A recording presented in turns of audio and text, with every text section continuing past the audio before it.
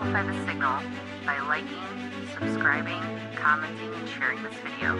Let's get started.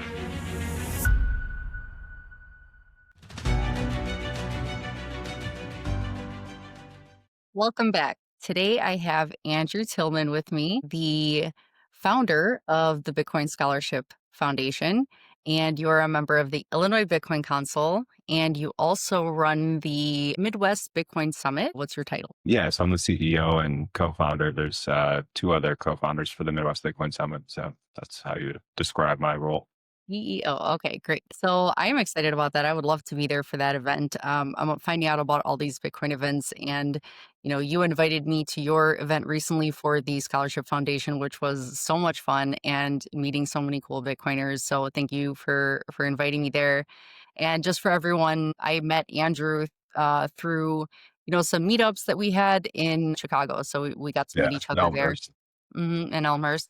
And it's just nice seeing Chicago do more Bitcoin meetups and people getting together. So, and we met through Andrew from the Illinois Bitcoin Council. He introduced us. So thank you for being here today. Thank you for joining me for your first podcast so we could talk about some of the exciting things you're doing to, empower people and educate people. And it's just such an amazing movement. So I can't wait to get into your story. So tell us before Bitcoin, what were you doing before Bitcoin? And, we'll just kind of start there. Yeah, so my background is actually chemical engineering, and I went to school at Western Michigan University. I started more or less focusing within chemical engineering on biochemical pharmaceutical area of the engineering practice, and the biomedical the biochemistry side was interesting to me at first, but I moved away from that pretty early on because I was just not focused on pharmaceuticals. I kind of had maybe a Bitcoiner's perspective on the pharma industry at an early age, where I thought they were not doing politically correct way of saying it, not doing their best job at approaching medicine or approaching drug development. So I actually landed my first job in engineering in the paper industry, which is more or less kind of a great opportunity. That brought me out to Ohio. And so it's a brand new greenfield project. So a completely brand new build of a paper mill. So I was doing project management. It was me and 25 other engineers. We built a large paper mill in 2 years, which is crazy. $1 million job back then, or project rather. And so that's what kind of brought me from Michigan, where I grew up, to Ohio. And I spent way too much time in Ohio. Told myself when I was young I would never live in Ohio, but there I was. So I spent 6 years in Ohio, and I wanted to get out of the paper industry because it just wasn't really for me. There's not a huge job career path there. It's kind of the same old day in and day out. So even before that, backtracking a little bit before this, in college, I was helping a friend start up a medical marijuana processing lab in Michigan before there was even licensing to do so. So it's kind of this gray period where you could be a caregiver, and you could have patients under your name, and you could be growing plants for them. And, it was all very, very gray because there was no actual formal licensing for processors or, it was just retail and testing facilities. But anyway, so I had a little brief stint in cannabis processing, and by literally pure happenstance, there was a cannabis processor that was starting up in my, near my house in Ohio. And so I reached out to the owners, got involved with them. They didn't really know what they were doing. And so I went from paper engineering to starting up a medical marijuana processor overnight, which was really fun because it was from ground up. It was just an empty building essentially. And so I got to make it into a lab, standardize all the processes, develop the initial product launches, the packaging, everything. So this was after the paper mill, did you move away from Ohio at that point to do this? No. Yeah, I was living in Lima, Ohio the entire time, actually. Lima's central western Ohio. And so the paper mill was just south of there in Wapakoneta. And then, the cannabis processor was 10 minutes down the road in a small town called Spencerville. And so it was just purely how it happens. And the whole time I was at the paper mill, the only thing I knew before this was cannabis. So I was all right, I got to get back into cannabis.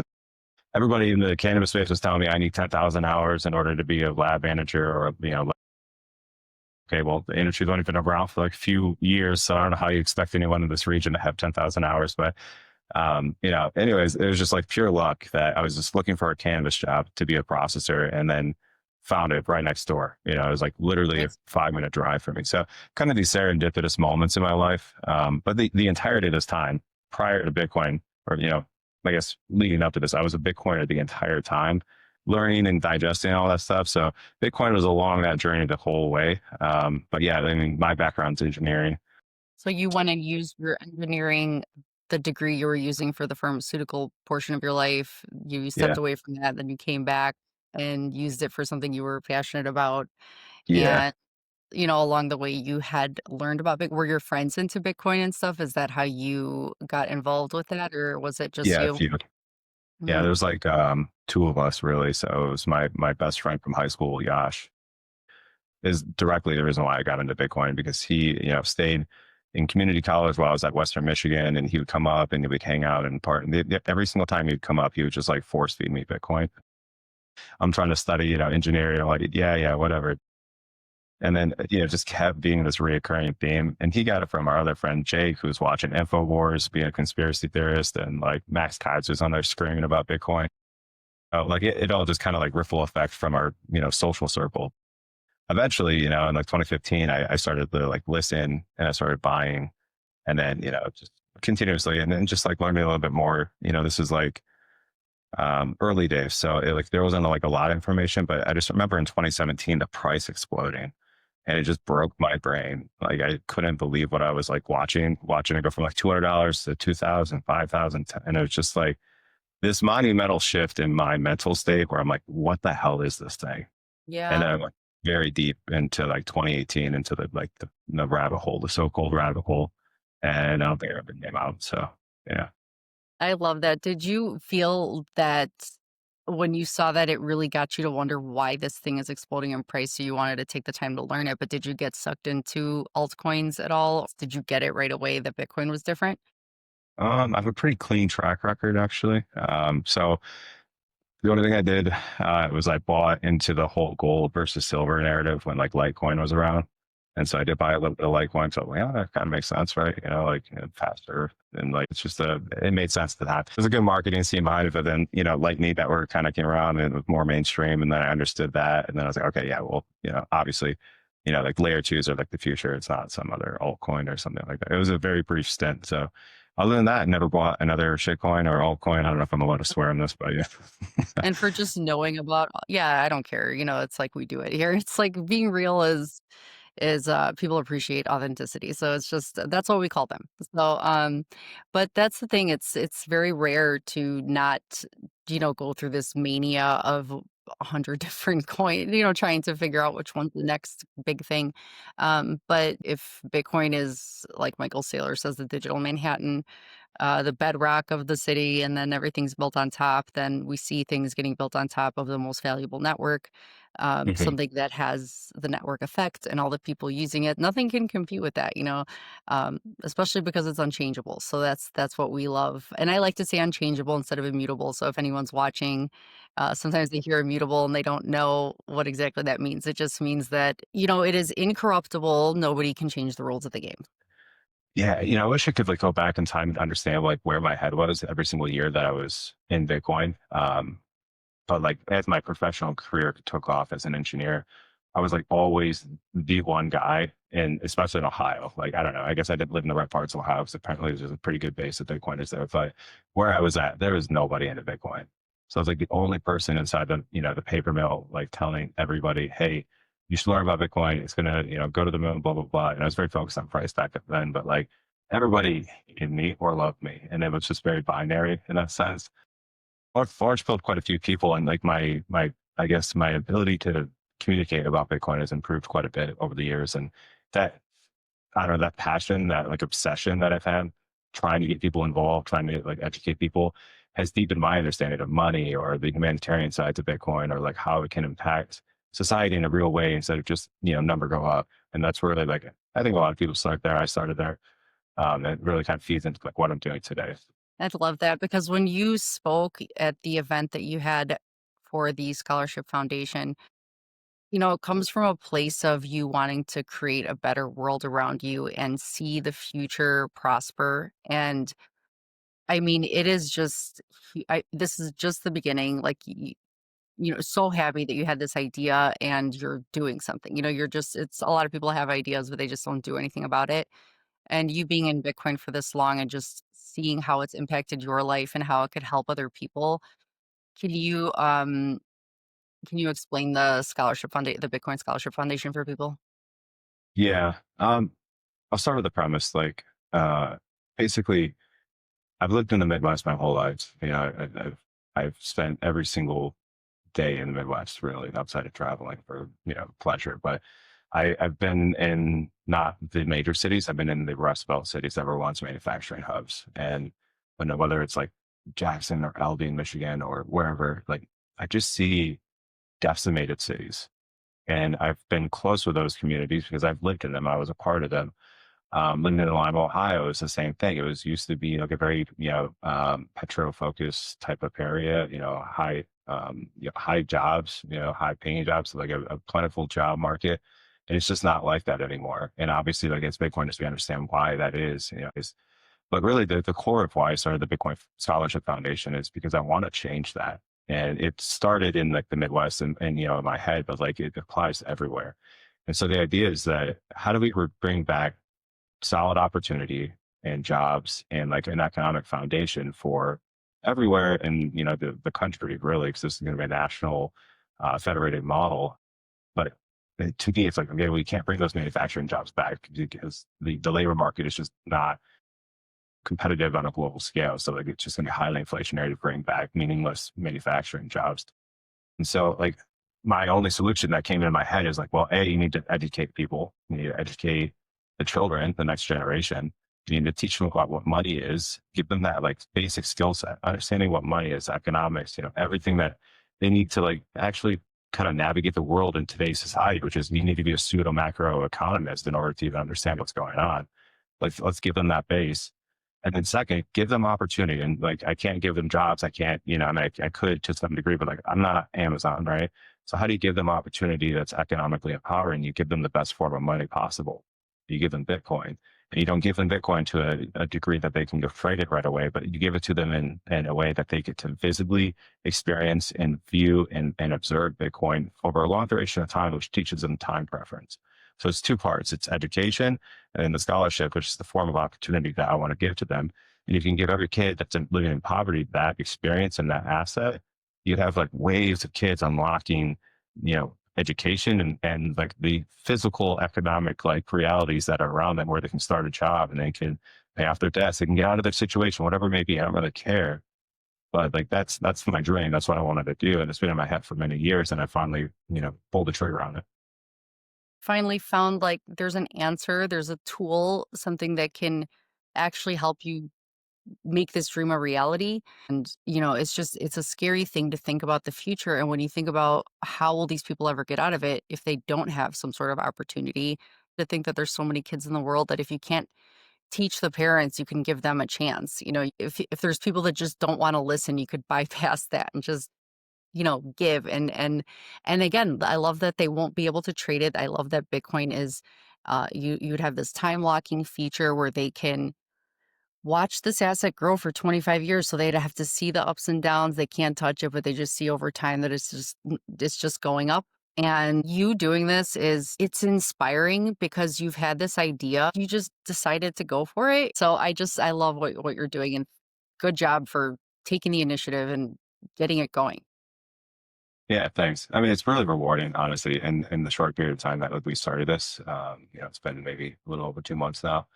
Um, yeah, we essentially partnered indirectly with the Alt Garden, which is a South Side Chicago project which is like a forgotten community. And the story there is absolutely amazing. Like it really, the Alt Garden was like the original, like court case for environmental protection. And like, I don't know, do you know the history of the Alt Garden? I'm not butchering it, but like I A know the little big. bit, a little bit. I've learned about it from Tobias and what he's been doing, but I don't know too much. So yeah, go ahead and tell us about the Yeah. area. Yeah. I mean, the reason why I know about it is because like on a detour one time when the traffic was bad coming out of Chicago, like we drove past it and it's just like mind boggling when you see this community because it's just so out of place. It's like in the middle of nowhere and it's just massive, probably like 100 acres, 200 acres of just like the same exact structurally, like the similar buildings. It kind of looks like almost like a prison, but not really. You know what I mean? Because everything's just uniformly the same.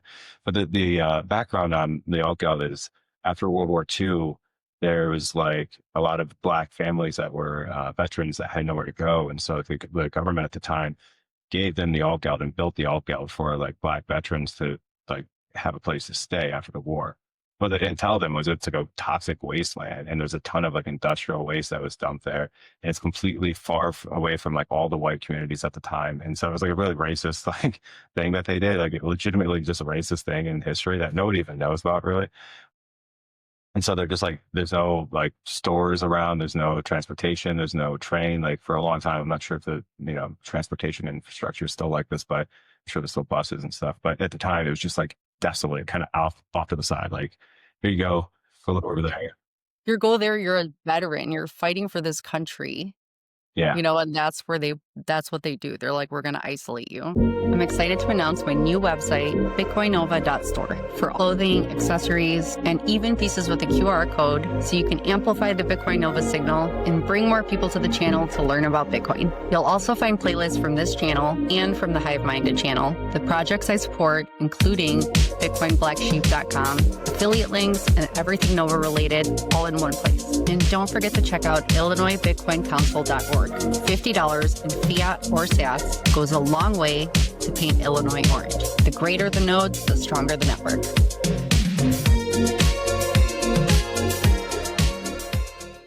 It's been just deeply impoverished since then. Like they've never like been able to claw their way back out because there's no opportunity, there's no jobs, nothing. It's just been right from the get-go, kind of just a broken system given to them, and nobody even like talks about it. No one even like thinks about it. But really, the first environmental like court case that was won, it was like on the Bell Gardens, talking about like the environmental like toxicity and the dumping of like industrial chemicals. And I don't know the full details, but that's essentially the gist of it. But yeah, it's an interesting place, and so there's around like 2,000 children that are living in poverty there.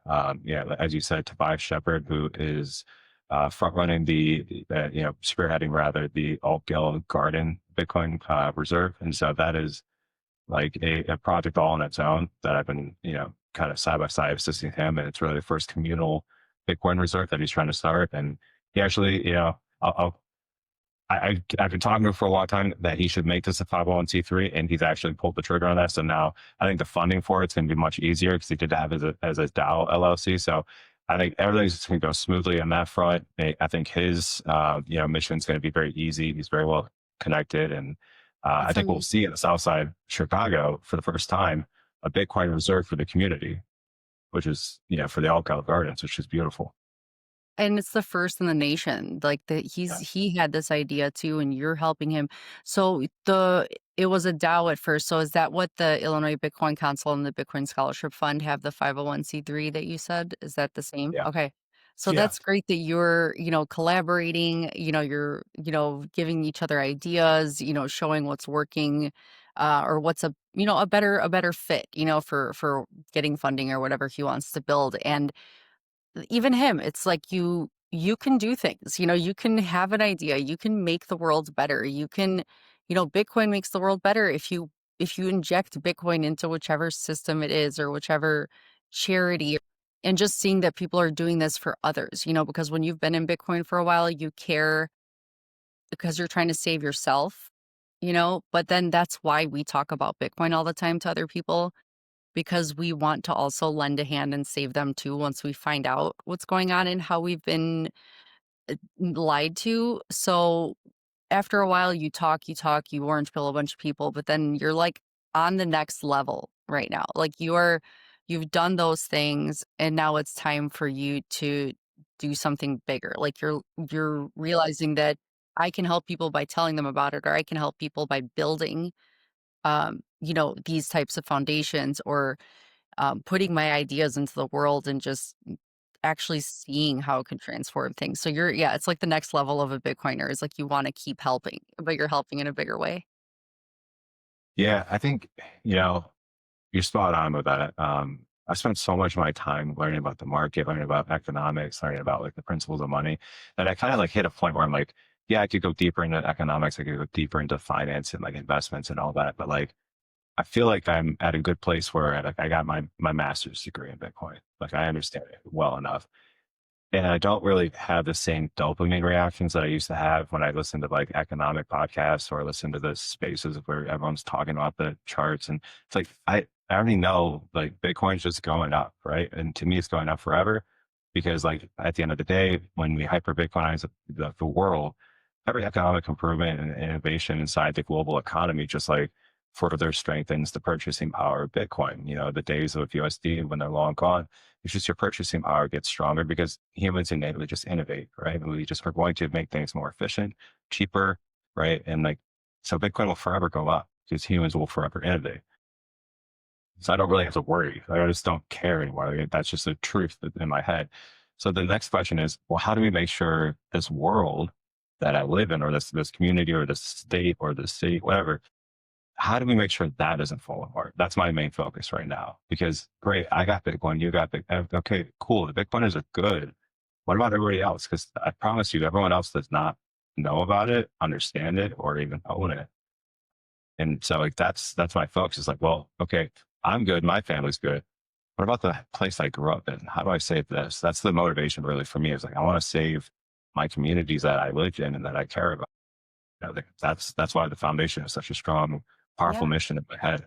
Plus, as a human, I think that the current system, there's so many people that are the most wealthy that look around and see everyone else suffering and it doesn't bother them. It feels like you need to step on people to climb up to the top, and that's how that system works. But when you're in Bitcoin, you you are happy when you're doing well, but it makes you sad when other people aren't. You don't like to see the pain in the world, and you don't like to see what the fiat system does and how it tramples over people and kills people with forever wars and all the stuff that happens. But when you become a Bitcoiner, yeah, you do care. You want to grow, you're thinking my future looks bright, but I don't want to live in a future where I'm looking at everyone else and they're suffering. I Yeah. want to live in a future where other people are also doing well, because this should reshape the world. This type of technology should like spread like a virus, but a good virus, and actually heal, everybody's lives, because people are so sick. They're sick for all different reasons, because they're working too much, they don't have time to take care of themselves. There's like, it literally can make you sick because you just are struggling to get by. So seeing that you can, you know, want to live in a world where everybody is better. That's the future you envision. You're like, I don't want to be in some ivory tower looking down at destruction. That's not how Bitcoiners think, but I feel like that's what fiat looks like. Yeah, I mean that is the path that we're heading on. And you can look at it politically, right? Like both sides are getting more polarized, and like I don't know. I don't really tap into the political spectrum. I don't really care. To me, it's all theatrics, and it has real world impacts, at the ground level. But as we stress out our population economically, there will be more violence. There'll be more crime. There'll be more political violence. There'll be more radicalization. And so, like, what are we going to do? Just let the fiat system collapse and like we become Rome essentially? And like the bigger your economy, the bigger like your country is, the harder it will fall. And so, I'm very terrified of the future for America if we don't embrace Bitcoin. And that's why I'm trying to do it. The federal government, all that stuff, like I think they'll figure it out. But that Yeah, doesn't help the communities. That doesn't help the families. And so right. how do I do that? Well, I have to go land on the ground floor and that's what I'm going to do. And I hope to federate this and get people behind me to do the same thing in their community and have that grassroots adoption before this thing blows up to 100 trillion USD or Yeah. whatever market cap. That is so smart. Now's a great time, because it's still at the point where we have such a small amount of the world that's even understanding it. So, and you are just the idea of federalizing it. Is Federating. Yeah. federating it? Federating. I'm saying federating it. Okay, so the idea of doing that is you're giving everyone the blueprint to follow the steps that you took. You're giving everyone the same opportunity to do the same thing, and you've already done it. So it's enabling other kids to be able to have I mean, I, as a Bitcoiner, out of, people are always donating to this charity or that charity, but I would donate to a Bitcoin charity, not only because you're helping in this way where you're helping low income children and giving them a chance and you're educating them. But When you're talking about nonprofits, a lot of what nonprofits do is immediate, like aid, which is great because you need that, right? People need immediate aid. What mine is like immediate education and persistent continuous education. But the aid element, the financial element is delayed and which is super important and intentional. And I don't know if I actually like hit on this point you did after I kind of explained the two-tier system for the Bitcoin Scholarship Foundation. But yeah, the scholarship will be time locked for each child until the age of 25. So they'll be an adult at the age that they'll be able to unlock the Bitcoin or whatever the value of that Bitcoin will be, initially $500. But that's super important and intentional on my part. And hopefully the IRS approves us on the 501c3 tax exempt status. I think we'll be good because we have educational aspects. But we want to have them have this experience of owning an asset, skin in the game in that asset, and watching the market that's highly volatile or historically has been highly volatile and seeing 4-year cycles or whatever the new norm becomes, but like the liquidity cycles at the very least, like they will get to see things whether they understand it or they don't, and they'll just start recognizing patterns. Like imagine a 5-year-old watching Bitcoin go from $500 in its wallet to like $200 and freaking out a little bit, and then going up to $2,000 and coming back down to 13, and like for years, but never having the ability to touch it. What kind of like lessons does that teach them? Because they still have the emotional response. They just can't make any actionable mistakes with their Bitcoin, you know? Also, it's interesting because these are all children who would be able to have access to see how their wallets are growing. So at the same time, their parents would be watching their children's funds, and the parents are going to be seeing like, okay, this is going up, I should get some. But then they are able to touch their Bitcoin. They might sell it, thinking I should sell it, and then they'll keep playing these games, trading back and forth. Meanwhile, their kids' funds will keep just rising in price over time because so they'll see the difference between access. I was trading it. I'm so glad my kid had this where they couldn't have that human greed involved and they just let it grow. But then over time, once they see it a couple times, trade a few times, they might start learning and be like, all right, I'm going to just save my money in Bitcoin and let it do the same thing that my kids fund is doing. So it could teach the Yeah. parents as well as the kids. I think you're absolutely right. And I've never actually thought about that. I think we'll like indirectly orange pill the parents because like they'll be involved in the education. I mean, right now I have one experience, well, multiple experiences, but one experience directly in front of a community of people. So yesterday I was at in the Austin neighborhood at the Rock of Our Salvation Church. Pastor Rob, I don't know if you met him at my event, but Yes, I Craig, did. amazing Yes. dude.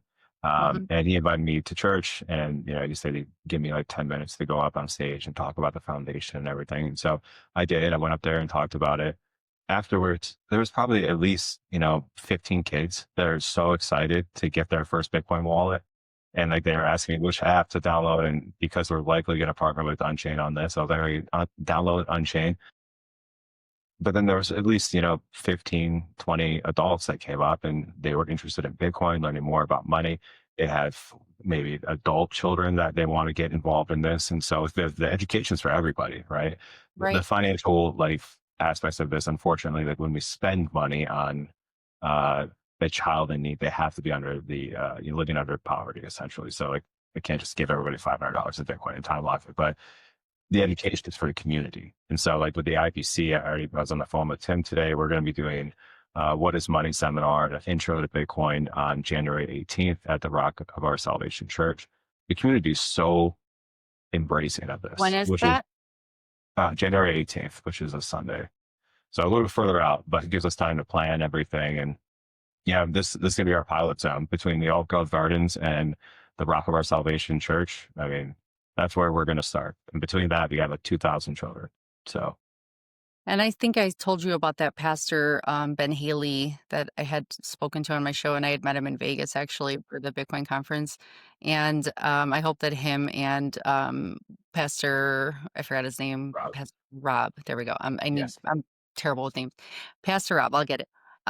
So I hope that the two of them connect and just trade ideas and go back and forth because he's building a Bitcoin reserve for his church, and it's just the best way to save money for your church. It's like you're saving in something that's just disintegrating, and it's not helping grow your future. So I hope that they connect. And what I was going to say earlier, I remembered the great thing about this is, when you want to donate to any charity, there's so many times in your life that you say no and you don't donate to that charity because we've all heard and seen how people have been manipulated to donate to things that none of the money ever goes to to the charity. So it's sad because so many times you'll see something, donate for this, and most people say no because they're like, I don't think it's going there, so I'm not going to donate. So most people don't trust that anyway.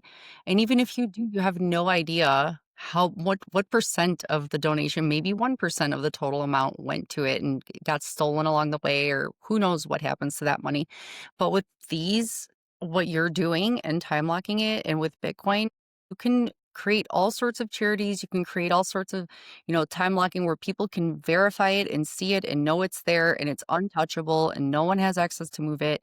And it is literally safe, secure, and it's actually going to where you want it to go. It's actually going to help a kid, it's actually going to change their life.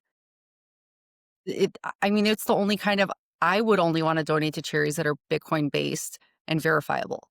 Because Yeah. that's the ultimate, um you want to do it then, you're not just giving it to somebody that is, I don't know, just there's the things you've heard, with Doge and all the things that happen, and, you found out about a lot of stuff that didn't go where you thought, and it's sad, and you lose trust in those types of things, but Bitcoin brings back the trust when it comes to giving back.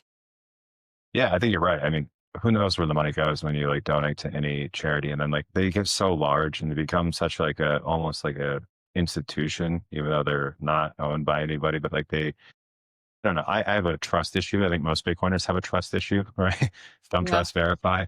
yeah, So like my goal is to quantify what is our cost per child, right? We have a curriculum, we have like materials if we're going to give them drawing books and crayons. We have to like quantify what does that cost, include like inflation, and maybe hopefully get some sponsors to provide the materials that we need so we don't have to like pay out of pocket from the foundation, but build out like that fixed cost, right? And then everything else goes straight to Bitcoin. And so like let's say it's 90% of the funds that we receive through donations, 90% of the US dollars go straight into Bitcoin. And then what will be fun is for our foundation is we say, okay, we raised $100 million and we got $90 million given to these kids. Every single year we have like the same thing that the kid has, which is what's the value of that 90 million?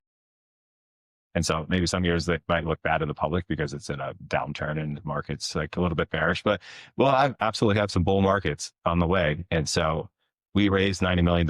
years, 20, imagine Yeah, right. 25 years. Like, Like Bitcoin is it's gonna be only crazy. 15 years old, yes. So, Yeah. and I know that people, they don't understand the supply issuance. They don't understand how it's decreasing infinitely smaller throughout the years. They don't understand that part of it. But once you understand Bitcoin, that's why it's so powerful, because you Yeah. know it and I know it, and people that understand Bitcoin know it. So just imagining the last 16 years being worth fractions of a penny to being worth over about $100,000, Yeah. 25 years after that is going to change these kids' lives. Yeah. I mean, who knows where it'll be in I mean, who 25 knows? years? But Who I knows where the just dollar will be, you know? who knows? But that's the thing. It's you want it to be into something that is gonna protect that energy, spent. That if you have it in dollars, then who knows where the dollar is gonna be by then, that it's gonna cost, inflation will be crazy, and it's like the dollars will be so much less valuable, and it would be just, I don't know. It's a scary thing. Once you know about Bitcoin, you actually aren't, you feel like you're safe, and that's why you want to help others, because the fear that we feel for knowing we don't know where the dollar is gonna be in 25 years, that's the same fear that makes you wanna help, because, again, starting off with talking to them about it to, like, just doing things that will help them anyway, you know? I think, my motivation to this, like, I mean, I kind of talk broadly or more generically about this situation, but I don't see a world where if you have fiat liabilities or you just own fiat, you're going to do like well into the future. We have systemic issues in every single government and every single economy directly related to fiat. We have the greatest fiat currency of all time, the US dollar, right? Much of the US dollar's strength has just been obviously because of post World War II with the Bretton Woods Agreement. We held all the gold on behalf of a lot of the European nations and, strengthened our, you know, dollar and like the relative exchange to other currencies. But we have basically from the 70s on to today, we have strengthened the US dollar on a macro trade, and like in particular the petrodollar system. You know, a lot of the conflicts in the Middle East were directly tied to upholding the petrodollar system, ensuring that petro is sold in US dollars, which ensured that every foreign nation that was not a net exporter of oil had to have a US dollar base. And so like everyone, and most people understand this, but like that's just some breaking down, right? You know, you have entire like organized nations through BRICS that are trying to trade in any currency outside the US dollar. You have like China who's globally like dominating the macro trade. And you know, the US dollar also, I mean, because of that circular loop, that financial hub of like the macro trade and the reserves in the foreign nations feed directly right back into our financial markets, into our equity markets, into our treasury markets, our real estate markets. So if we don't like have that reserve, you know, treasury US dollar in every foreign market, then everything starts to kind of break down on a financial market basis. Like the inflation becomes kind of realized at home as opposed to being offshored into foreign markets and fed right back into our financial markets. So I'm very pessimistic about that. I'm very pessimistic on the US dollar's outlook. I think it'll probably take longer to fall apart than maybe most people assume, but like the world going forward will be highly inflationary and assets will inflate and the people holding the assets will think they're getting rich. It's like Weimar Germany all over. You Yeah. know, history repeats itself, or at least it rhymes, right? Yeah. And so I'm worried about the next 20 years. And I think if you have all your net worth in fiat liabilities, whether it's equities, treasuries, US, you know, real estate, good luck because like you need something uncorrelated to the dollar. And there's only like two things that I think are good investments, and it's Bitcoin and it's gold. And gold, we already understand why it's failed. So why wouldn't you buy the asset that is better version of gold, digital gold? It is a currency. It's a medium of exchange. It's natively digital. You know that the nation states are going to use this for like cross-border payments and like macro trades, and it's worth 2 trillion or less than $2 trillion. Like this is a 100, 200, 300, 400, $500 trillion asset class. Why the fuck would you not buy that? You know, it's Yeah. crazy. Well, even going back to the verifiability, Yeah. it's you know, they've had talks about auditing or checking Fort Knox to see if the gold is there. We don't even know if the gold is there. It could be all paper gold you're buying through the stock Probably market. not. I'm just saying, you don't know. It could be gold-plated bars. I don't know what's there. Nobody knows. So I just think it could be mostly there, but maybe some missing, whatever it is. But the point is you think you're owning something, but you're just owning a piece of paper version and you don't know what's actually there with Bitcoin. You know exactly that you own Bitcoin when you own Bitcoin. Um, Yeah. and I love that you Auditable, verifiable. Sorry, go yeah. ahead.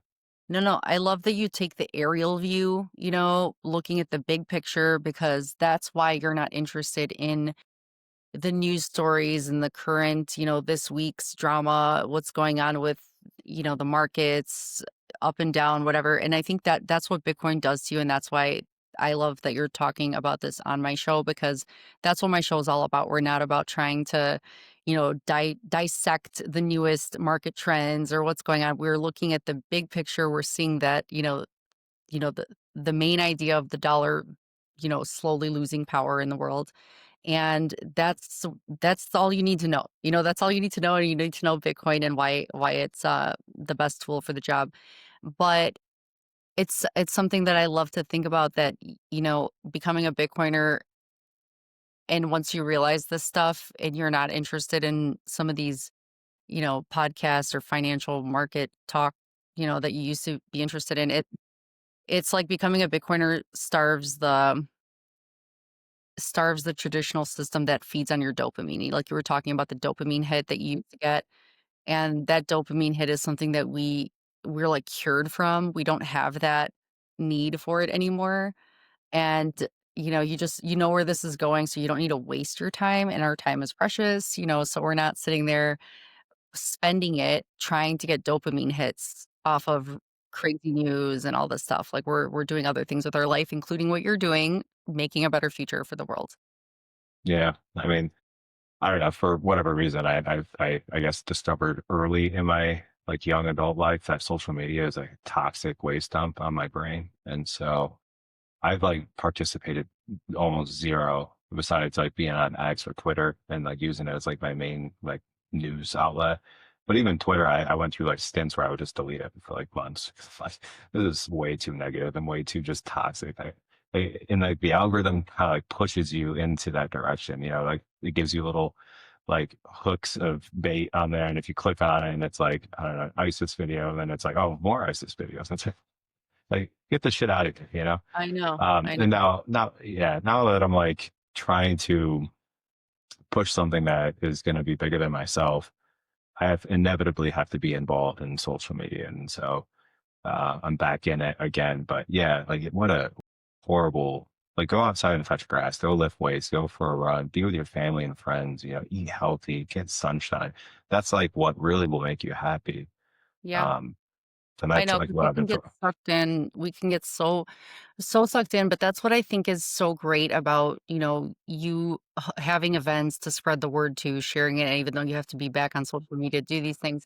But sometimes, being on social media is sometimes the only place people feel connected when they're a Bitcoiner, because in real life you have zero, like you don't think you Yeah. have anyone that understands you. So you feel like even if you're around people, you're like, oh, I can't talk to them. Like they don't get it. They're just talking about all the dopamine hit stuff and I don't want to deal with it. Like it's just not something you're interested in anymore. So it's kind of like you're like, oh, I'd rather go do something that's going to be productive. You feel like that's sometimes a waste of time, sadly. But I think that's why having events and seeing Bitcoiners in real life, it's one of those things that gets people to, um, these meetups are great. I hadn't done them until recently, and that's, where we had first met for one of the Elmhurst meetups. And it's been so much fun every time. And my husband knows I'm Bitcoin obsessed and he loves Bitcoin, but he's not the same. Like he's more like the get me away and let's laugh and get away from it for a little bit and just have time. And I love that about him because he grounds me. But when he's been around Bitcoiners, like this whole weekend that we were around, we went the same week we went to your event, and every time he's like, "These people are so great." Like, it's not like they're talking even about Bitcoin the entire time. Like, you know what I mean? It's like you already have this common passion and principles that you live by, and then you can actually just be happier and talk about anything without feeling like it's negative. I feel like we talk more, so it just feels like such a good group of people to be around that are forward thinking, that are positive and hopeful, but also just fun. I don't know.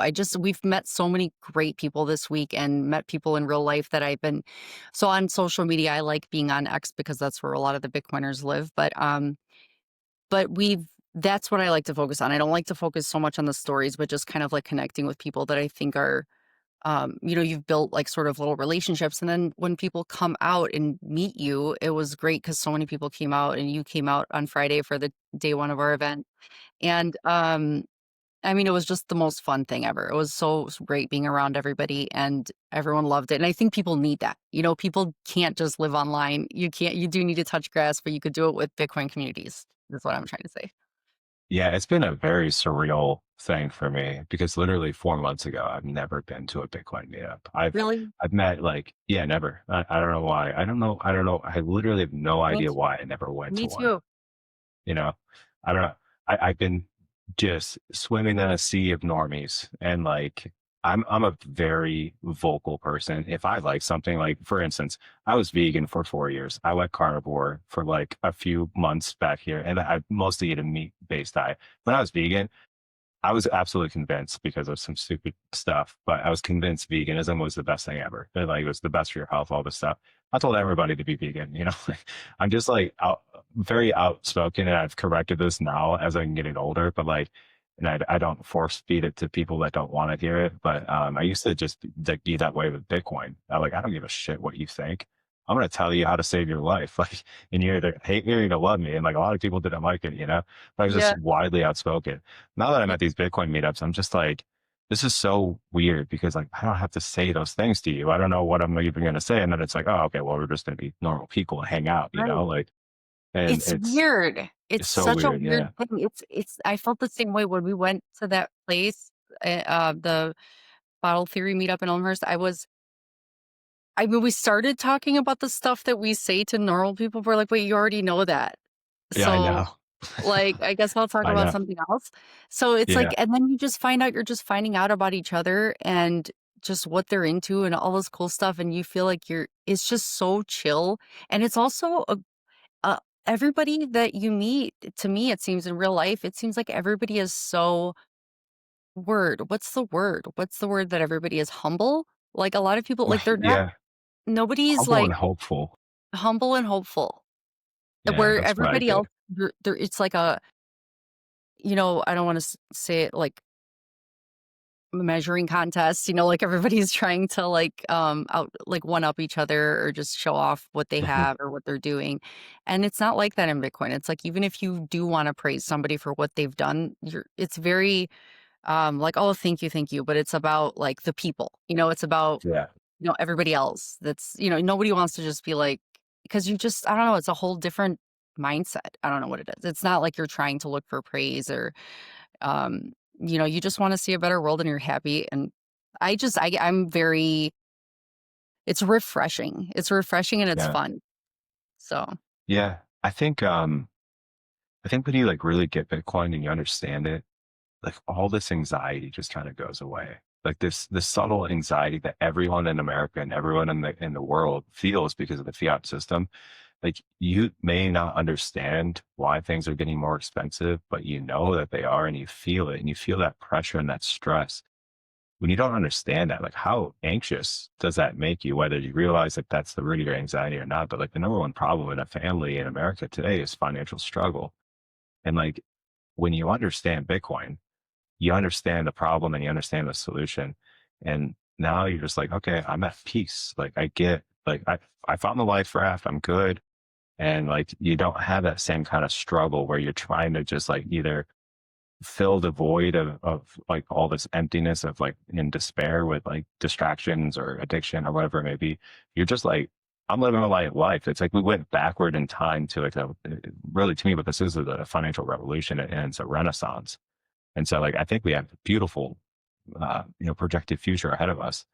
But like the vibe I get from Bitcoiners is just hope and like clarity and peacefulness and like community. It's like it's really nice. it is. It's very and that like, it's amazing to think that just a couple months ago I started going and you just started going. It's almost like kind of this connect. It's weird. Like this is kind of getting really deep into that. Like we think Bitcoin is everything, but it's like the Yeah. connected consciousness sort of thing. Of why are we all like the timing of things and how we all are feeling this sort of like let's do these things. A lot of people are doing them at a similar, in a similar moment of in time. And I'm only saying that connected consciousness recently because there was just too many coincidences lately with some of my friends.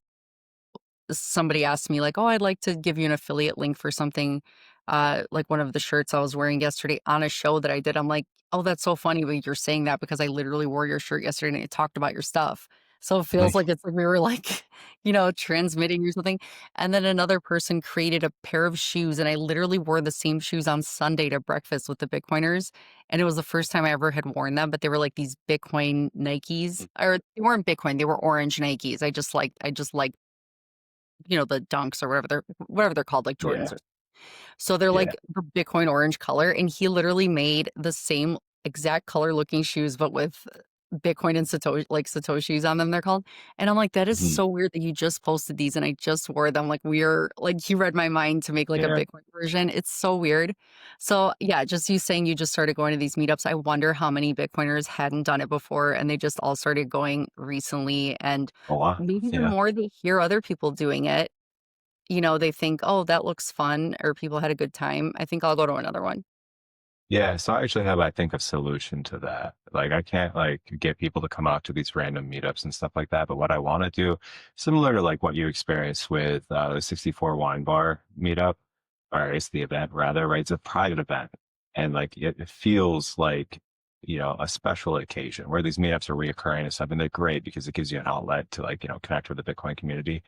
What we're going to start doing, once we get things more stabilized with the Midwest Bitcoin Summit, That's obviously for like conferences in the Midwest, but what we want to do is we're going to coin it possibly like the Bitcoin family reunion, and we'll do it in every major city in the Midwest.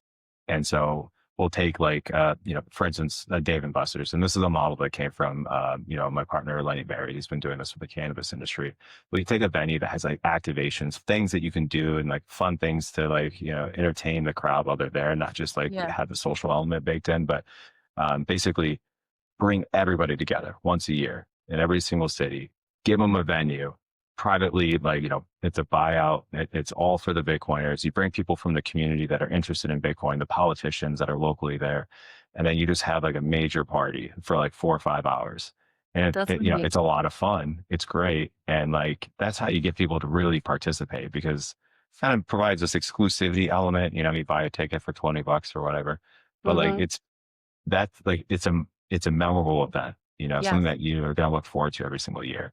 And then Yes. that's kind of what we need. There's like gaps in the social community of Bitcoin from what I've noticed because like I haven't been a part of it. We have Yeah. these small little meetups and we have these giant, massive conferences. And like there's Yeah. nothing in between. We're like, You're like that. so right. That is so true, you're right. Then it's like the big conferences, it's too much and you just feel like you can't even connect with people because it's just too big. And then the Yeah. small ones, yeah, it's like you wanna kind of like open it up to another range, and that's great that that's why people like you that have these ideas, you just started going to these and you're like, "Oh, we're missing something, we should do this." I think it's an amazing idea. And even my husband, like he loves it. Like he would love to go to these things. He even said like he was sitting at the bar at one point at on the second day of our event, and the way that you said when you were vegan, you were talking about being a vegan nonstop, like the whole time to everybody. But like now you're a Bitcoiner and you did that for a while, but now you're like, okay, I can just do what I'm doing. I don't have to talk about it all the time. Like you evolve, right? But he thought that being around Bitcoiners, it would literally be like he wouldn't be able to talk to anybody because they would only talk about Bitcoin. But then he saw how everybody was, like their vibe, their energy, and how they were just really cool people, not trying to, I don't know, show off or whatever it was, just very welcoming and nice and happy. So he was just sitting by the bar and he was gonna ask these people, like, maybe you wanna come over here and hang out with some Bitcoin people? They're pretty cool. Like he's just like, you guys might maybe you'll learn something because they might bring it up, but like they're just cool people. You might just start wanting to get Bitcoin because you realize it's a Bitcoin party and everyone's awesome. So it's Yeah. like just saying, "This is what Bitcoiners are like. They're happy, they're hopeful. Do you wanna be like that?" Like, that's kind of like, I don't know, it's almost like you just people don't see that, like, that many people in one setting that are like that. So, I think it's a great idea. The family reunion sounds amazing. I mean, we love it. I just think more people, when they see this stuff, they're gonna wanna do more things and actually it'll be their first time, getting out there and meeting some people. Yeah. Well, I Um, can tell you this, as soon as we get some sponsors, we're going to do some amazing stuff. Like I'm burning holes in my own pocket right now doing all this, but like when we start actually making money on the for-profit side and we have sponsors, like we're going to do crazy stuff. We're going to do it all over the place every month. Like my whole goal is just to orange pill the Midwest, and like fortunately I'm living in like the third largest economy in the country, which is the Chicagoland area. I'm gonna orange pill the shit out of this place. We all are, and it's gonna be awesome. yeah, But I think what you're saying is like spot on. Like I want to take the normies that, and almost everybody knows about Bitcoin at this point, but like really bring them into the community because they don't know much about Bitcoin. They probably don't have any like negative preconceived notions of Bitcoiners unless they've met someone in person that was annoying. But like I want to make Bitcoin, the community, the social interaction with the community really cool and enticing to the average person. And so we get the business owners and we get the politicians and we get the pastors and we get everybody that like has a network around them. And then we get them orange pilled and then that'll just spread. right. Like that's how I see You us know what like would really even be winning. really a cool thought would be like, because if you a private event, I love it, but as a Mhm. separate thing, just I wonder how hard it would be, like, how I'm Greek, so every Greek church has a Greek fest, and they, like, close Mhm. off a the street, and they're out Yeah. on the street, and people walk by, they're not Greek, they come to the Greek fest, they're like, "That was fun," Yeah. like, I get to see all the Greek stuff, and see the culture and see the food and whatever. Exactly. So it's like the Bitcoiners, you could just be like, let's have a Bitcoin fest on the street and be like, people will pass by and be like seeing all the Bitcoiners that are coming there, the people working the things and how their Yeah. personality is, and just seeing the vibe of Bitcoin people and how they are, and who they are. And then it just Yeah. kind of it attracts other people because just the energy level is something that people are interested in, I think, once they see it. Yeah, yeah, I agree. I mean, that's what this is about, is inspiring others to take models that I'm not going to think about. You'll think about them, and then we have the community to pull it off, right? We just start doing things and like make it more normalized for, everyone has Greek Fest or they have the farmers market. Like, let's just implement models that already work, but make it Bitcoin and like Right. just make it normalized for like the society around us. And Yeah, that's and really until what I they want to see do. it, they think it's not normal, right? And I think Yeah, getting rid of that idea for Bitcoiners, like, we all like the pseudonymous, anonymous idea, but we're not all Satoshi as much as we admire him, and we can't be Satoshi, but it's like, until you start showing that you are you and you use Bitcoin and you're part of this, then people see that, so it's like, it's good to just stop staying in the shadows and getting out there and meeting people, yeah, um, you know? And, even, like, downtown Elmhurst, how you came over here or you've been here before for the other meetup too, but downtown Elmhurst area, they even close down the street for certain events, and they do fests down here. And then I talked to my first business owner that I saw was um a Square user, and it's this cupcake breakfast shop over here in Elmhurst, and I told her about, the Bitcoin community, and I told her about I think I might have mentioned it to you, but she did respond, and she's super excited. She goes, "Let me know when you guys have another event. I'd like to meet." I've been wanting to learn about Bitcoin, she even said. So I even sent her the perfect. YouTube video on how to get started with Square. I'm like, "Ask if you have any questions, I'm here, like, I'll help you." But she seems very positive and happy, so it's like, even if you reach out to whatever fest area it's gonna be, just the local businesses and say, "Hey, do you also use Square, or do you wanna accept Bitcoin for this stuff?" So there's so many Yeah, things yeah. you can do. It's an exciting future, and it's nice to be able to show, to kind of, like, open ourselves up to other people too.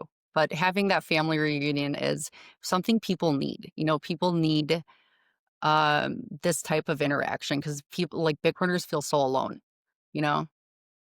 Yeah, that's the thing that really surprised me going to these like meetups. I'm like, I realized how much they're like needed for the average person going to them. Like I don't know, I guess I never needed that. Like I'm just like out here being a stubborn person and like not caring what people think and just living my life.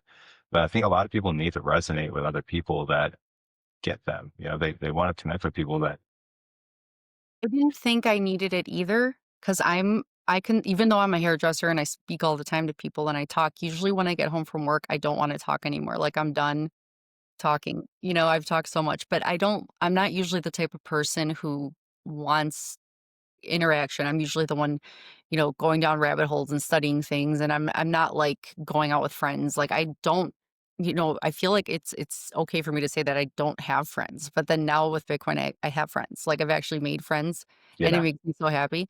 But I never thought I needed it, and I was okay with it. Like, my husband's the one that has all friends, and it's always his friends and me, like, I'm just hanging out with them. And it's cool. yeah, When I'm with them, I'm having fun, I know how to be happy and have fun, but I just don't look for that on my own. So that's why I think sure, my yeah, husband's a little, he thinks it's a little funny that I'm the one now who's, like, bringing us around a new group of people, and he loves them, so it's like, "Okay, this is happening." Um, it's just very different yeah. for I us. mean, I think it's yeah.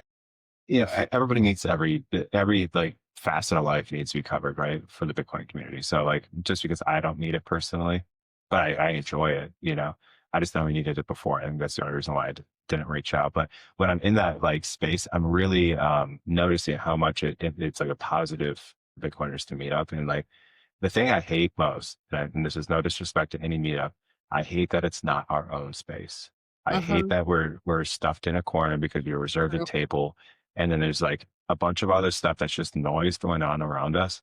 I want that to be exclusive for us, like that's what I think we deserve. And I think like we should be making a splash. We should not be off in the corner and oh, there's the Bitcoin. Like, no, we should be buying the whole venue out and we should be having a party. And the people that are normies are going to look at that and be like, oh, that looks like a lot of fun. why are they doing this? Like, what's going on? And then that's how we like build the community bigger. You know, Yes. And that's my dream at even least. the way you did with your event, it was amazing. It was private. We got to actually talk and feel like it was so much fun. Like it was, I don't know, learning so much about everybody, but just having fun, having room to move around. And also you had your signs up on the window. So anyone's passing by that was trying to come in, they're like, oh, closed for a private event and it's for Bitcoin. What is this? So it's like they're Yeah, trying to come in, but it was closed. It's reserved. So it's like, wow, okay, that gets them thinking like these people booked out a yeah, restaurant. That's cool. Yeah, that's definitely powerful, especially in a little downtown area where people are trying to come in and they can't get in because it's for Bitcoiners. So if you wanna be yeah, part. yeah. I mean, the exclusivity idea is like intentional though. And we Yeah, want to have open ones to the public as well. Like yeah, I'm not saying just do only exclusive only. right. The exclusivity makes you think like, what is this? Why can't I be there? Right. And you can be, I don't care. Like just it's private invite only. Right. So RSVP, come. It doesn't matter, but yeah, you have to like at least sign up on the list. Um, I think it just opens up people's minds a little bit more. They'll think twice about what's going on when they see these bigger events. So, Yeah. anyways, I digress. That's something No, I'm you're like on the list. yes, I love all of these ideas. I think it's great, and it's great that you are a thinker and you're a builder, and you have built so many things and you're building these great ideas that putting them to work and actually getting it to be real. You're not just having ideas, you're putting it into action. Um, but just seeing that the community aspect and just getting out there even if you didn't think you needed it before and just Yeah, doing it now, like, you're getting ideas. Like, it's, like, crazy how you get absolutely. ideas from other Bitcoiners, and it's, like, every time you're around Bitcoiners or you see Bitcoiners interact, you think it gives you ideas. It gives you more think like, you didn't think you'd have maybe some of these ideas. Yeah, the most powerful thing is the network effect. Like everybody is plugged in with someone that is useful or they are directly like extremely useful themselves, whether it's like they know how to like do something on the technical side with hardware wallets or like, the software side. Like you meet a lot of the tech guys or the developers that are in the Chicago meetups and then other people like, Greg Kramer. I don't know. Like I just met Greg and like, I really don't even know his background, but like, he's just plugging me in with everybody because yeah. him and I got along and he likes what I'm doing. I'm like, thank you, dude. Like, that's so nice of you. It's just, yeah, it's a wonderful networking opportunity just to go to these meetups. Yes. I Powerful. mean, I didn't know when he was talking, he was at your event, then he was at ours, and then I thought he's the coolest person, like, he was just, Yes. like an OG, like, he's been around. He's known Lawrence Lepard for years, he does spaces with him and Tomer, they've known each other. I don't know, I just you don't know, you just don't know who is around you, who's coming to these things, and when they introduce themselves and you find out, you're like, "This is amazing," like, "Wow, what a cool person." And you're just, like, talking to everybody and part of this, like, you wanna connect. You think some of these people wouldn't wanna connect, but they're there and they need the connection too. Um, Yeah. And we're it's amazing. so early. So like, Mhm. even though like we have these big, like influential people, these, that like are on podcasts or they build companies. I was thinking about that recently. Like we're like 16 years into a brand new like economy. Essentially, it's an asset class, but it's the new economy. We're 16 years into it. You know how early we are? Like it's crazy. What we're building right now is so early on that like you could start something right now and you're not late. Like you're ahead of everybody. And like the opportunity is massive, like it's beautiful. Saying it the way you said it is, I mean, I know that Bitcoin is 16 years old, but when you say it that way, it like really just like hit me because yeah, if you think about when money first came out, the first 16 years of dollars, it's insane. So yeah, that like hard to kind of understand that, like to realize that you're living in this. Yeah. Um, Imagine like 6,000 years ago, you were like obsessed with gold and everyone's like, yeah, I'm going to trade my chickens actually, or whatever. I don't know, yeah. whatever the barter system was before the bimetallic like So era of money. But like you are obsessed with gold. You're like, gold's the greatest shit ever. And like, it's just you and a few other friends. And then like you fast forward thousands of years later and like gold's the yeah. currency, right? They're, like, Like that's where wearing we it, they're are. like, "Don't you want some of this? Look how Yeah, it shines." I Everybody's know. We were just a blimp in the history of the timeline right now, but like we are setting the financial future for the world. And to me, it's not guaranteed. It's almost guaranteed. It's a high probability. It's a higher probability today than it was last year and the year before. But that's why it's so important we work hard to get everybody else adopting this and understanding this and being like advocates in their personal and professional lives for Bitcoin. Because this is our greatest shot to saving the planet, like saving the human existence, from an economic perspective. Like From fiat an is economic poison. perspective, even I think from a, environmental perspective too, because, you Yeah. know, greed, we know that there's reasons why Bitcoin can help save the world environmentally too. There's so many things that Bitcoin can touch. Um, Yeah. so it's just I mean, it's amazing. it just like resets the incentives from a macro perspective, and a micro perspective. If you want to do malicious things in life and be a bad actor, there will be a price to pay when you have to like spend real money. And it's not cheap fiat. Like if you cause an environmental disaster, cool, good luck, like trying to like not be a bankrupted company anymore. And like, these grants that are freely given out to like massive corporations that have damaged the environment, like it really, it makes everyone more responsible because there's a cost to irresponsible malallocations of capital. So like even war itself will be difficult to manage, because there needs to be a payoff. If you look at it from a business perspective, you need to acquire some economic gain in order to like go to war. Otherwise, you're just bleeding money. But it doesn't Yeah, matter in the fiat world, right? Because you just print the money and you like put the burden onto the people through inflation. it's horrible. I just Yeah. don't understand how people don't get that. It's like every time there's all this money sent out for a war, it's like they're just creating this stuff on your back. You know, and people think it's like, "Oh, it's our tax money." It's like, it's not even your tax money. It's literally your economic, whatever your output is now, it's like worth less. Like everything is worth less. So it's like you're earning the same amount and now it costs you more for everything because they're printing all this money. So it's not even just the tax. It's like, yes, they're raising taxes, but they're silently taxing you and you don't have a vote. You can't vote, yes, do this or don't do this. They do it anyway. They don't care. So it's just, enough is enough. And I think that's why the more people that see it and the more people, if they can't see it, even if you do it the way you're doing it, where the parents, learn from their kids, scholarship fund growing, they'll learn that way. So, and then it would even be amazing if you could do that. Because when people see that this type of model is federated, right? I did it. Mhm. Federated.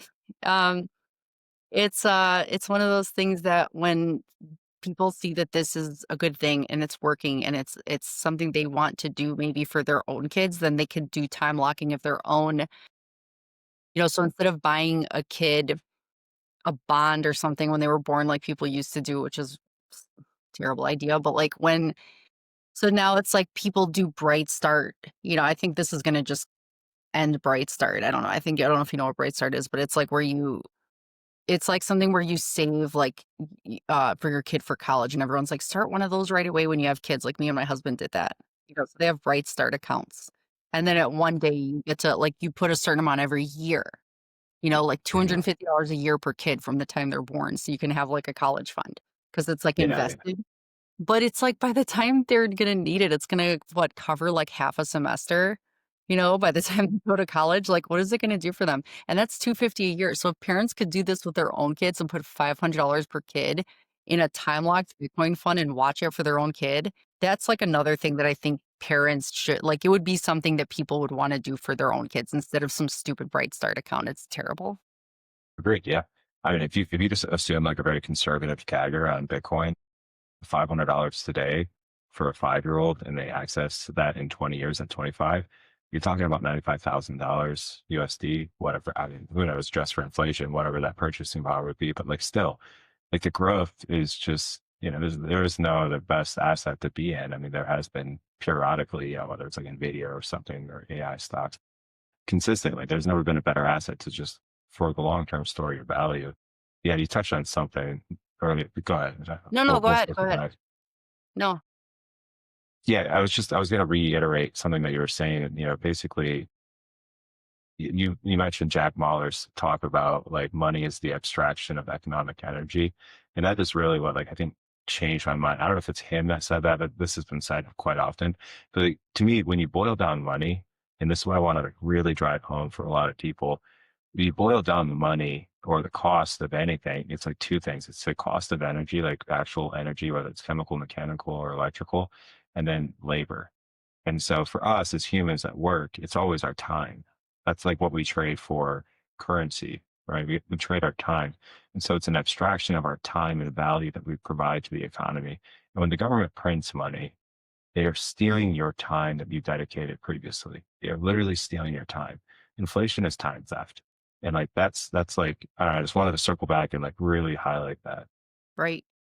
It is time theft, and that's why it's the worst kind of theft because time is your most like, besides Bitcoin, it's your most valuable asset that you have. You don't know how much of it you have. It could, it's finite and they're stealing that from you. They're stealing time you could be spending doing something that makes you happy or making connections with family or friends or doing something for your kids that's gonna, I don't know. There's so many ways that time theft is the worst thing that anyone could ever do for like, and not even ask you permission to do it. And that's why it's infuriating, and that's why you start off like the stages of being a Bitcoiner, you like yell at them like, "You should just get this," like just you know what I mean? Because 'Cause you're just like angry about it, when you find out, because it's an infuriating thing. Um, but yeah, time theft, that's exactly what inflation is. And anyone who thinks that that's an okay thing that the government's doing, but we'll see it's hard to think about how things are going to unfold, but I know that I don't know, there's also parts of me that think of Jeff Booth talking about deflationary future with technology and AI, and I sometimes think that when people talk like, when is that gonna hit? Because it hasn't hit yet, because I think the money printing is just going to an extreme level. Because I think that this is gonna hit at some point, and I Yeah. think when people talk about, well, when Bitcoin's worth $95,000 or whatever it is, like a $500, investment in a Bitcoin scholarship fund thing would be like worth Yeah. that much. But you think, what would the dollar be? But I think that might be actually holding its value at that point because maybe deflation will finally hit. I don't know. No. It won't No? work that way. No. Oh, I was Um, hoping. so yeah, if you let the dollar, if you allow deflation to unfold, that's like contagion problems. You need to have the dollar weaken. You need to print into the deflation. So you have like the idea of Keynesian economics is basically economic like innovation and like efficiency gains are deflationary, right? You can make more things with less energy or less people, less, labor. And so you can print money into that, right? So there's actually more economic energy. So you can, have in the perfect Keynesian model, if you grow the economic energy and the monetary base at the same time, there's no inflation, right? But they've accepted 2%. So they're growing. If it's truly 2%, they're growing the money supply 2% faster than economic expansion year over year. So as we look at like AI deflation, where's the deflation coming from? And where it's coming from is the reduction of actual labor necessary to provide a product or service, typically, services in this case. But and how do they do that? Well, they reduce the number of humans needed to do any certain repetitious task, right? So we have a problem on the job side in the short term. So you see all these major companies laying off people. And so it'll make the services that they provide or the products that they provide cheaper to the end consumer, but there's a jobs issue right there in the immediate term. And then that's beautiful for the government because if they have more efficiency, they can print into that, right? And so as long as the economy expands, but with Bitcoin, the deflationary elements strengthen the currency, right? It Yeah. strengthens any currency. I think it's going to be a big problem. And I think we'll see more socialism spread, politically speaking, because like the cost of living is just going to go higher. The government has like an immense debt burden. We run like whatever $2.4 trillion deficits every single year and growing. So the money printer won't stop. It can't stop. Like the federal government will hard default if they don't print more dollars to service old debt. And so their best bet for kicking the can down the road is, softly defaulting and then finding any area that is a massive economic deflationary force and like leaning into that so they can print dollars and it's not inflationarily felt. But AI is just going to reduce like a massive job market that was previously there, and it's just like completely eradicated. So it kind of is just a double-edged sword. Things will get cheaper, but like your like job base is going to dwindle. So it's this kind of duality that's very problematic going forward. Yeah, it's gonna be interesting. That's the thing. It's like, and even though you're seeing that, you still feel like I'm okay because I have Bitcoin, but that's why you want to do that for others because you know that this could be problematic. It is still worrisome, but it's not like something we can control. So I think that's another thing. It's like focus on the things you can control and, do things that changes you can make. So being able to see these types of things happen or foresee them and have it feel worrisome, but not to yourself is the reason why you're doing what you're doing and helping these kids and helping with all the things, all the moves you're making is because it's this type of thing that that aerial view that you have on things and why it's so important to help.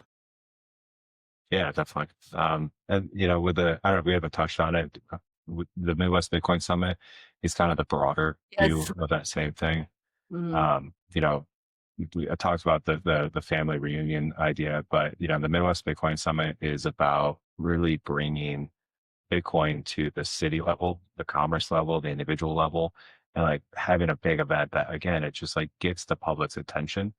Because BTC Inc. has done a fantastic job of approaching conferences globally, internationally, and in the United States at a very high level to national level, and they engage with national politicians or the federal government politicians as well as the state governors, and really like that's their main focus, and they've done a fantastic job.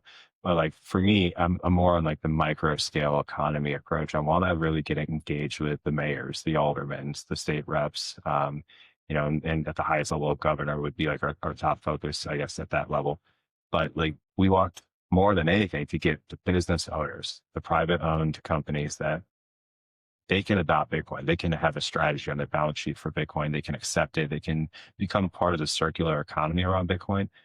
That's what this conference is about, is like getting that influence and that like exposure to those individuals.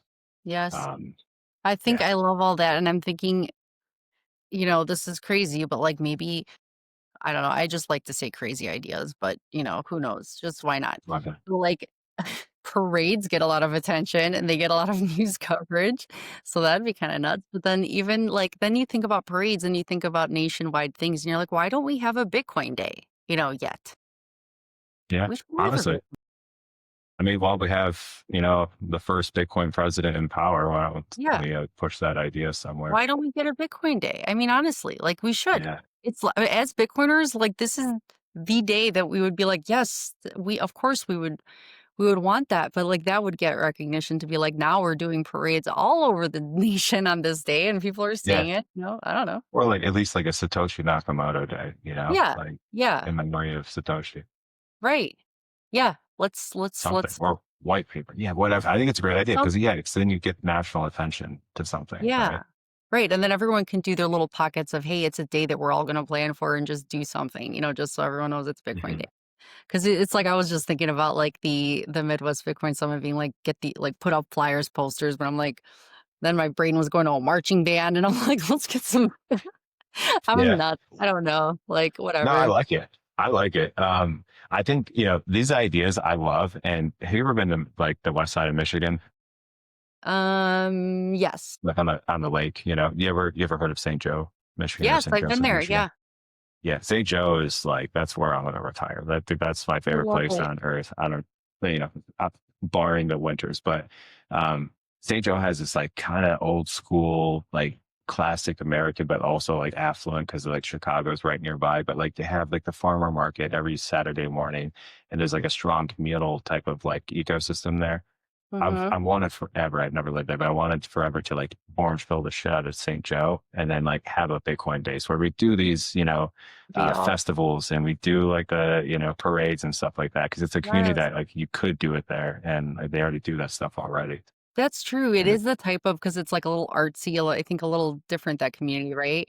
Yeah, I remember staying at a bed and breakfast there once with my husband, and it was, like, such a cool town. It was, yeah. I love it, and it's not far from us, so it wasn't too bad of a drive.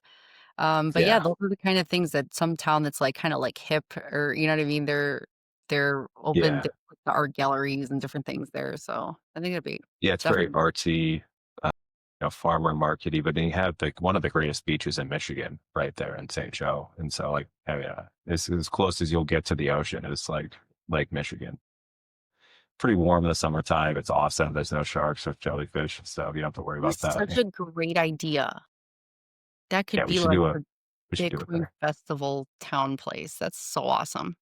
Yes, Yeah. we're Well, making plans, guys. Everybody, everybody watching. logistically, it's the only problem is there's no major airport. You could do like Grand Rapids Airport.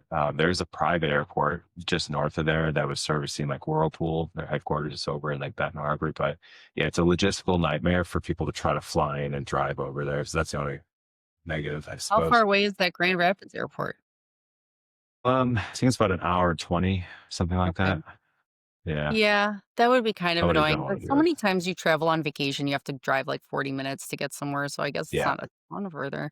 But yeah, that Well, is kind of a little we'll figure it out. We'll figure out stuff. Plus, people could drive if they're in the area. So many people even that came out to our event drove like 6 hours to get there. So anyone who's in the sort of nearby area would just drive in. So yeah. I think Bitcoiners find a way just because they love the energy and they love being around other people and doing things like this. It's like the best thing ever. And people, when you make friends, they enjoy their time together. They'll especially make it a point to come back, and then I think others will flock out too. So I don't know. I see it Yeah. happening. Hmm. All right. Well, you just motivated me. I'm going to do a Michigan Yes. meetup in St. Oh Joe, and gosh, that's amazing. it's going to be, I think, close enough to Chicago that we can pull like the individuals out in the Chicagoland area because it's only going to be like a 2 hour drive at most for Yeah. most people.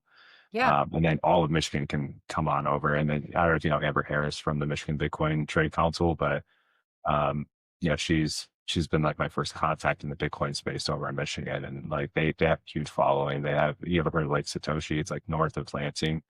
No. Um, shoot, I forget his name. It's either Mike or Jeff, the property owner.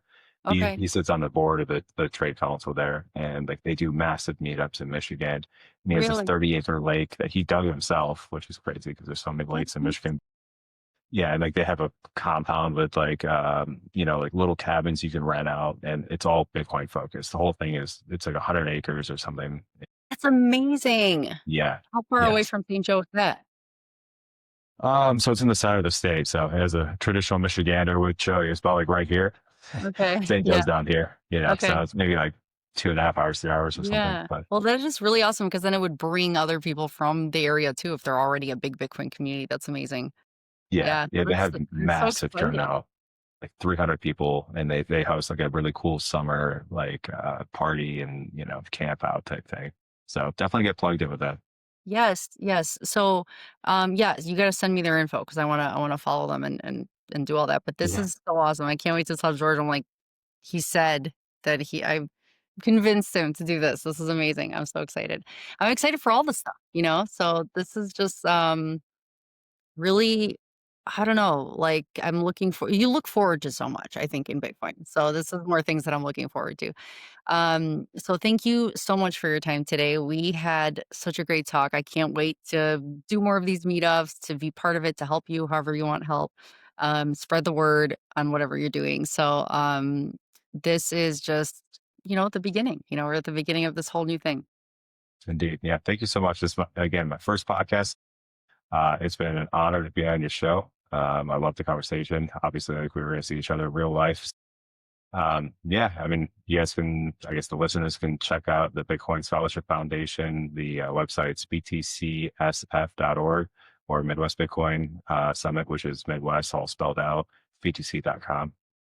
Good Yeah, job. Yes. And then you could been find him fun. on X and I think the Orange Pill app. Are you on the Orange Pill app One too? Orange Pill app. Yeah. So just Yes. my first and last name. Don't wrench attack me. Andrew Tillman, Tilmann. Yeah. No NIM, no nothing. I'm just out in the public side. So Yeah, yeah, that's what happens when you start to become a Bitcoin, builder. That's what happens. But thank you so yeah. much for joining me. This is amazing. I'm so honored to be your first host. So I can't wait to do more podcasts and, you're amazing and I can't wait to hear more about what you do on other people's shows. I'd love to watch, and keep up Yeah. with all you're doing. All So right. thank Thanks, you. Stacy. Have a great day. Take care. You as well. Bye.